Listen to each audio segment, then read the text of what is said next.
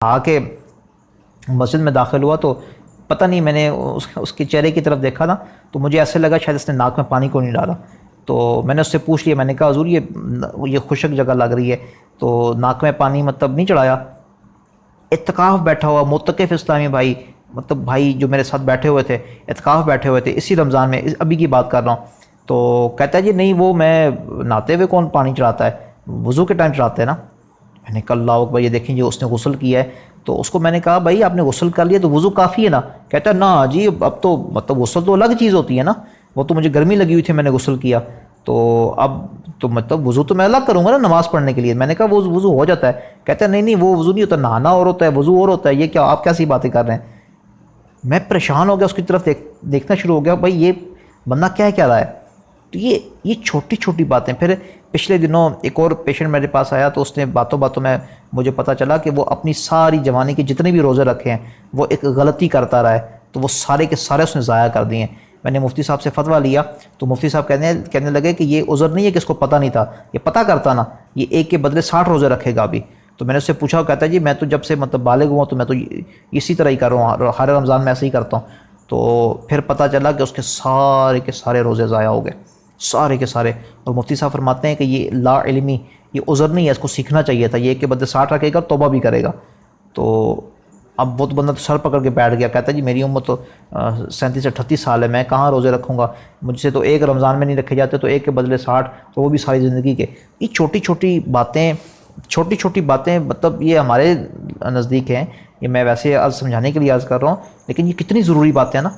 یہ فرض علوم سیکھیں گے انشاءاللہ حضور. یہ فیضان ہے فرض علوم، یہ گروپ بنائیں، میں انشاءاللہ آپ کے ساتھ ہوں. یہ نماز، غسل اور فرض، یہ مطلب ساری جو فرض علوم ہے نا، یہ جھوٹ، غیبت، یہ اس کے بارے میں سیکھنا بھی فرض ہے. اب کوئی شخص نکاح کرتا ہے تو نکاح کے سارے مسائل سیکھنا اس کے اوپر فرض ہو گئے ہیں. تو یہ مطلب سارے جو مسائل ہیں نا فرض علوم، یہ انشاءاللہ ہم سیکھیں گے.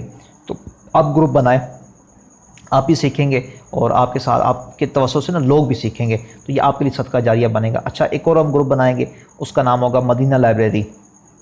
اللہ اکبر، اللہ تبارک و تعالیٰ کے پیارے پیارے شہر کے نام سے نا ہم ایک لائبریری بنائیں گے. اس لائبریری میں کیا ہوگا، دیکھیں بہت سارے کتابیں ہیں، بہت پیاری پیاری چھوٹی چھوٹی کتابیں، درود السلام کی کتابیں ہیں، قرآن پاک کے متعلق کتابیں ہیں. تو یہ چھوٹی چھوٹی کتابیں ہیں نا ان گروپس میں سینڈ کریں گے تاکہ لوگ پڑھیں اور فائدہ ہو لوگوں کو. اچھا ایک گروپ ہم بنائیں گے بچوں کی اسلامی دنیا. آپ کو پتہ ہے یہ بچوں کی اسلامی دنیا بھی ہوتی ہے. یہ جو موٹو پتلو والے کارٹون ہوتے ہیں، یہ صرف وہی والے کارٹون نہیں ہے. آپ میری بات سن کے شاید ہو سکتا ہے کہ آپ مسکرائے ہوں. تو یہ عجیب طرح کے کارٹون ہے. ایک بلی ہے تو ٹام اینڈ جیری اس کو شاید بولتے ہیں، کیا بولتے ہیں. تو ٹام اینڈ جیری، وہ مطلب بلا جا رہا ہے تو چوہے کو پکڑنے، تو آگے سے مطلب بلی نظر آ جاتی ہے، وہ بلی کو دیکھنا شروع کر دیتا ہے، پاس سے چوہا گزر کے چلا جاتا ہے. حضور یہ کیا سکھا رہے ہیں ہم اپنے بچوں کو؟ یہ بلی کے پیچھے اور یہ چوہا پاس سے گزر رہا ہے، اس کو پتہ نہیں چل رہا. یہ غیر محسوس طریقے سے ہمارے بچوں کے اندر عجیب و غریب چیزیں اس کو سکھائی جا رہی ہیں.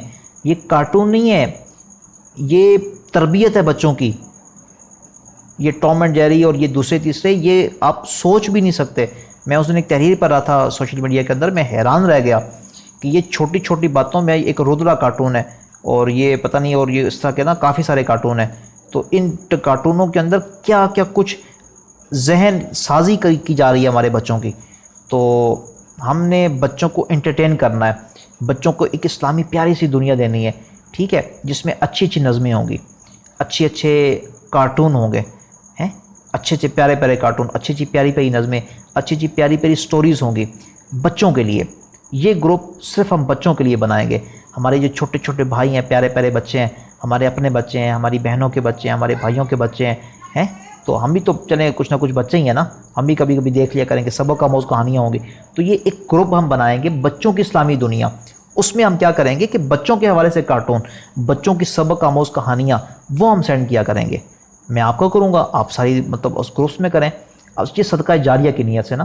اچھا ہماری صحت کے متعلق، جیسے مثال کے طور پہ آج کل آم آیا ہوا ہے، تو آم کے کیا کیا فائدے ہیں، آم کا کیا کیا نقصان ہے. جی ایک بھائی آگے تھے، میں عرض کر رہا تھا کہ یہ اسلامی دنیا، بچوں کی اسلامی دنیا، یہ اس طرح کی ہم چیزیں دیں گے. اچھا میں یہ تو بات ہو گئی تھی صحت کے حوالے سے، بات ہو رہی تھی آم کے کیا کیا فائدے ہیں. آم آج کل آ گیا، سارے کھا رہے ہیں، میں بھی کھاتا ہوں الحمدللہ. بڑا میٹھا پھل ہے، اچھا پھل ہے، کھانا چاہیے. تو اب آم کے کیا کیا فائدے ہیں، آم کے کیا کیا نقصان ہیں، کن بیماریوں میں کھانا چاہیے، کن بیماریوں میں نہیں کھانا چاہیے۔ آلو سارے کھاتے ہیں، میں بھی کھاتا ہوں، بچے کھاتے ہیں، آپ بھی کھاتے ہوں گے۔ آلو کے کیا کیا فائدے ہیں، یہ جو کھانے پینے کی چیزیں ہیں، عام جو ڈیلی روٹین میں ہم کھاتے پیتے ہیں، مسالہ جاتا ہم کھاتے ہیں، کالی مرچ ہے، سبز مرچ ہے، لال مرچ ہے، 3 طرح کی تو مرچیں ہم ساری کھاتے ہیں۔ انڈا ہے، روز کھاتے ہیں نا، بعضوں کو اچھا نہیں لگتا ہوگا۔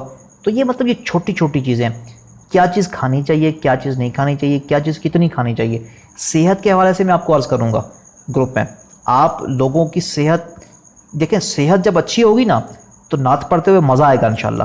سر میں درد ہوگا، گلا خراب ہوگا، بخار سے جسم تپ رہا ہوگا، تو حضور کیسے نعت پڑھیں گے، نہیں پڑھی جا سکتی نا۔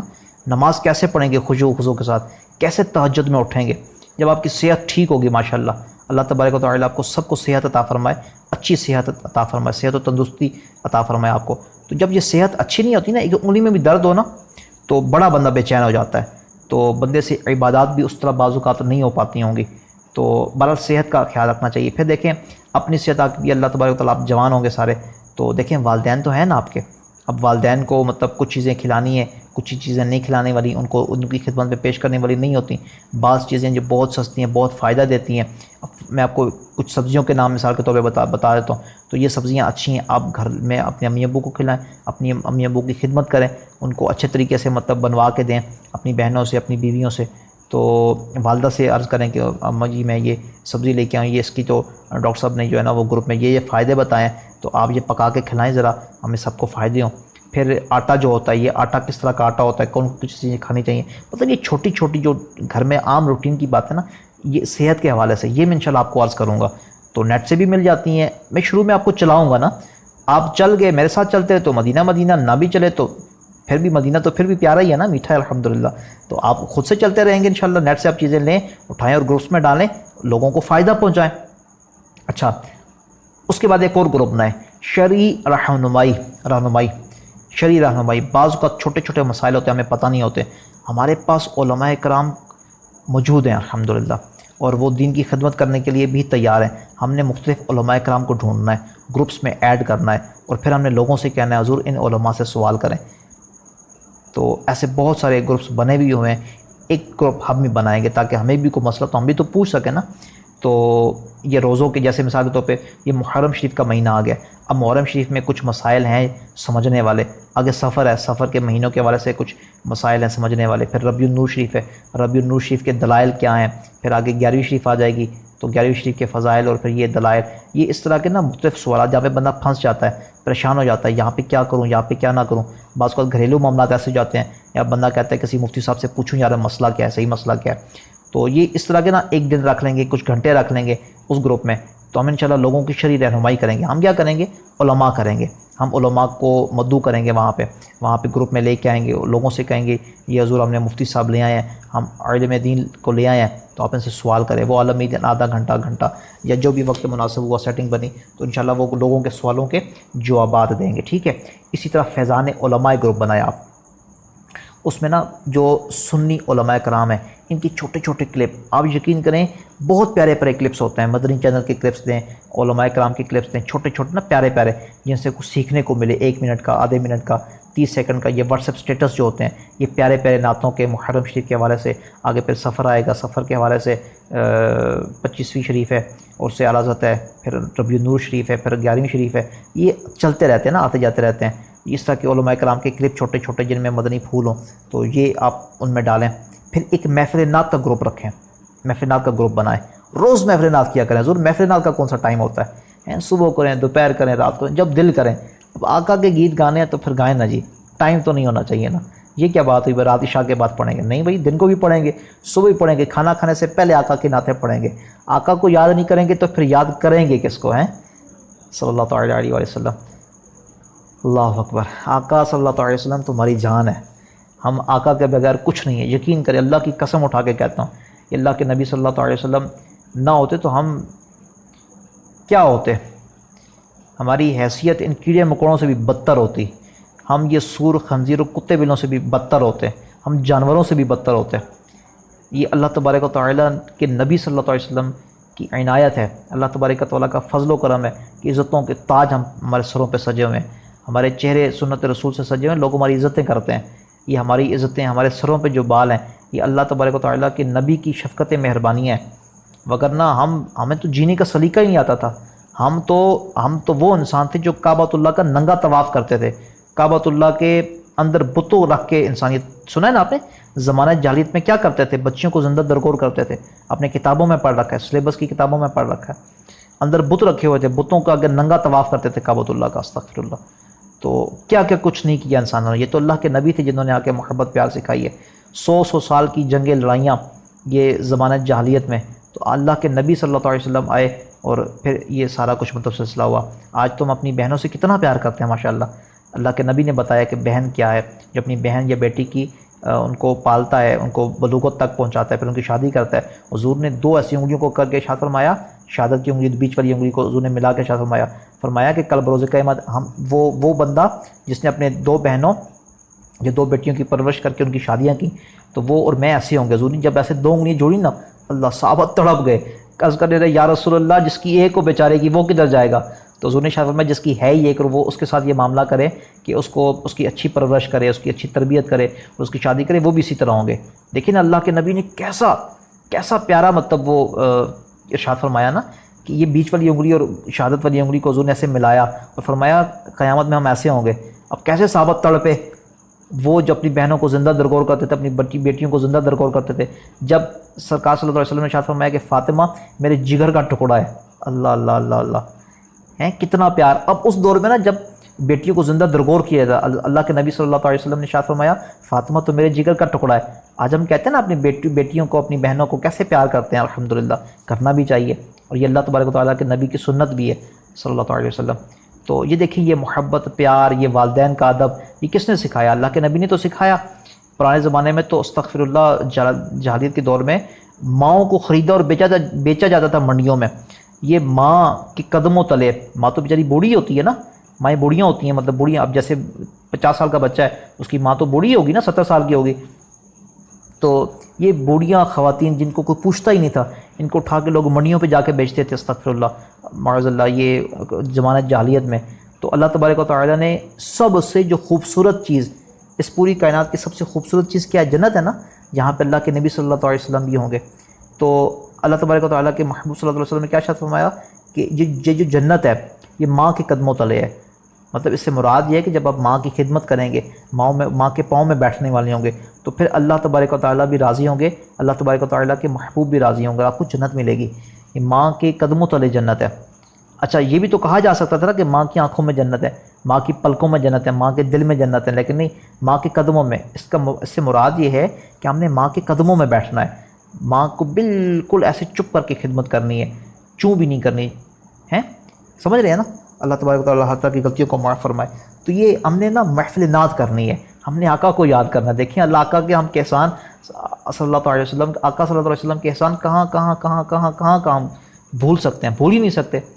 باہر نکلیں گے احسان یاد آئیں گے، اندر جائیں گے احسان یاد آئیں گے، ہم بیٹھیں گے، ہمیں تو سونا بھی نہیں آتا تھا، ہمیں تو اٹھنا بیٹھنا بھی نہیں آتا تھا، ہمیں تو بات کرنے کی تمیز نہیں تھی، ہم تو بات پہ قتل کرنے والے تھے۔ یہ تو اللہ کے محبوب صلی اللہ علیہ وسلم نے ہمیں محبتیں سکھائی ہیں، تو آقا کو پھر ہم کہاں بھول سکتے ہیں؟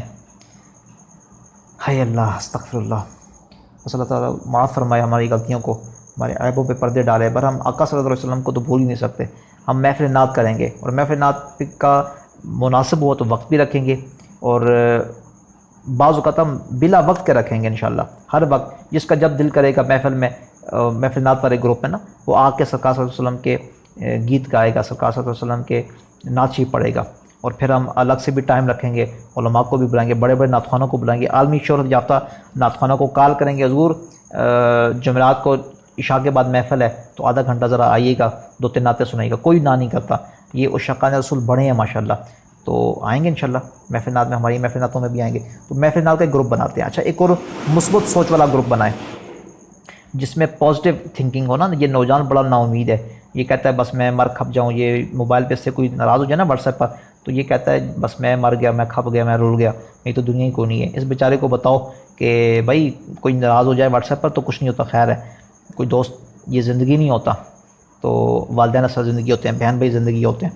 تو یہ نا امید جو شخص ہے نا، اس کو امید دلانی ہے، اس کو بتانا ہے کہ یہ زندگی کیا ہے۔ تو اس طرح کے مطلب یہ ایک آدھ گروپ بنا لیں. اچھا ایک اور گروپ بنائیں جس میں فیضان سنت و آداب ہو. اب اس گروپ میں کیا ہوگا کہ ہمیں اٹھنا بیٹھنا چلنا پھرنا کس طرح ہے، ہر چیز نا، جیسے سرما کیسے لگانا ہے. الحمدللہ میں آپ کو عرض کروں کہ بچپن سے میں نے ایک کتاب ہے فیضان سنت جو پرانے زمانے میں ہوتی تھی، تو ابھی بھی ہے لیکن ابھی اس کی نئی جلدیں آ گئی ہیں نا. تو پرانے زمانے میں جب ہوتی تھی میں نے تقریباً 7 دن میں شاید پڑھی تھی، 5 یا 7 دن میں پوری. گھر بیٹھے بہترین نعت خوان بننے کا موقع. آن لائن نعت کورسز جن میں 50,000 لکھی ہوئی نعتیں، 5,000 نعتیں، 100 سے زائد درود و سلام، 9 مختلف زبانوں پر مشتمل نعتیں، 300 سے زیادہ لیکچرز اور اسباق اور بہت کچھ شامل ہے. مزید معلومات کے لیے دیے گئے نمبر پر رابطہ فرمائیں. یا نور الہدی السلام علیک یا نور الہدی السلام علیک.